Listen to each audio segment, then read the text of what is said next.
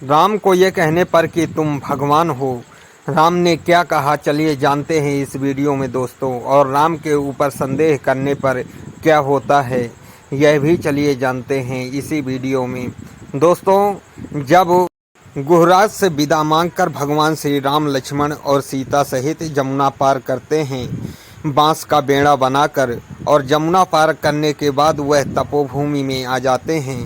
तपोभूमि चित्रकूट क्षेत्र की थी, जहाँ की भगवान राम 11 साल निवास किए थे वनवास के दिनों में। वह चित्रकूट क्षेत्र में आ जाते हैं और पैदल चित्रकूट की तरफ चलने लगते हैं। रास्ते में उनको कांटे पत्थरों आदि का सामना करना पड़ता है। मीठे फलों और जलपान करते हुए भगवान श्री राम एक गांव तक आ जाते हैं। उस गांव के एक नागरिक ने भगवान राम को अपने गांव ले गए और वहां जलपान कराए और फलाहार कराए। राम प्रभु से पूछने लगे कि हे मनुष्यों, आप लोग कहाँ से आए हैं, आप कहाँ से पथिक हैं, कहाँ के, और कैसे इस वन में निर्जल वन में घूम रहे हैं, कौन हैं आप लोग। तब राम प्रभु और सीता माता बताती हैं कि हम राम हैं, लक्ष्मण और सीता सहित अयोध्या से वन आए हैं। पथिकों की यह बात सुनकर नागरिकों को भारी आश्चर्य होता है, और वह यह बात सुने हुए थे कि अयोध्या के राजा दशरथ राम लक्ष्मण और सीता को वनवास दे दिए हैं।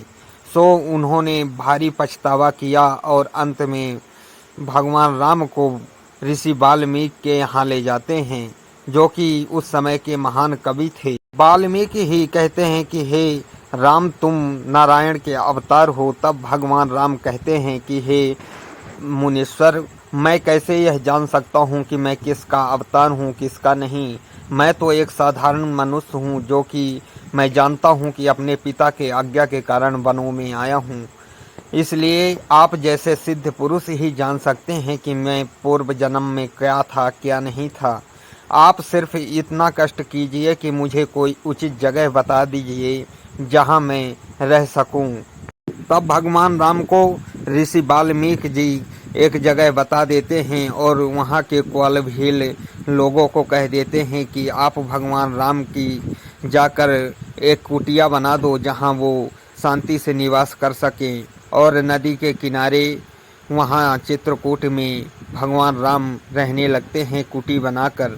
एक दिन जब भगवान राम सीता माता का श्रृंगार अपने हाथों से कर रहे थे, तब देवताओं के पुत्र इंद्र के पुत्र जयंत को यह संदेह हो गया कि ये नारायण कैसे हो सकते हैं, ये कैसे नारायण होकर अपनी पत्नी का श्रृंगार कर सकते हैं। और वह संदेहवश आकर सीता माता के पैरों में चोंच मार देता है। सीता माता के पैरों से रक्त बहने लगता है। तब भगवान राम को क्रोध आ जाता है और जिस सीख से वो सीता माता के पैरों में महावर लगा रहे थे, उसी सीख को उठाकर जयंत की तरफ फेंक देते हैं और जयंत के पीछे वह बाण बनकर चलने लगता है।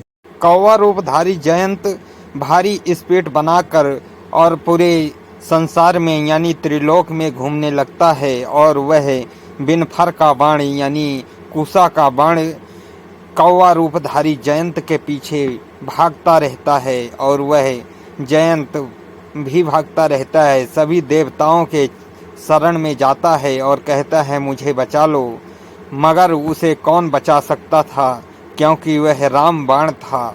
राम बाण ने सफल कभी नहीं होता।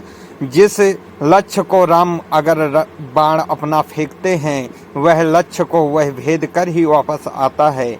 इस प्रकार से भगवान राम का वह कुशारूपी बाण जयंत के पीछे भागता रहता है और जयंत सभी के शरण में जाता रहता है, मगर कोई भी उसे शरण नहीं देता। अंत में वह अपने पिता इंद्र के पास जाता है और इंद्र भारी दुत्कारते हैं जयंत को और कहते हैं, जा, तुझे वही बचा सकते हैं जिसने तुझ पर यह बाण छोड़ा है, तू राम के शरण में जा।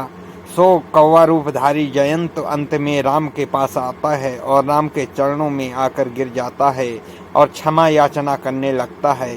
इस प्रकार से जयंत की दाहिनी आंख फोड़कर भगवान राम उस कुशा को शांत करते हैं और जयंत का भ्रम भी दूर हो जाता है कि भगवान राम नारायण नहीं है, भगवान नहीं है। दोस्तों, मेरी यह वीडियो आप लोगों को कैसी लगी कमेंट बॉक्स में ज़रूर बताएं और अगर अच्छी लगी हो तो वीडियो को लाइक करें और चैनल को सब्सक्राइब करें।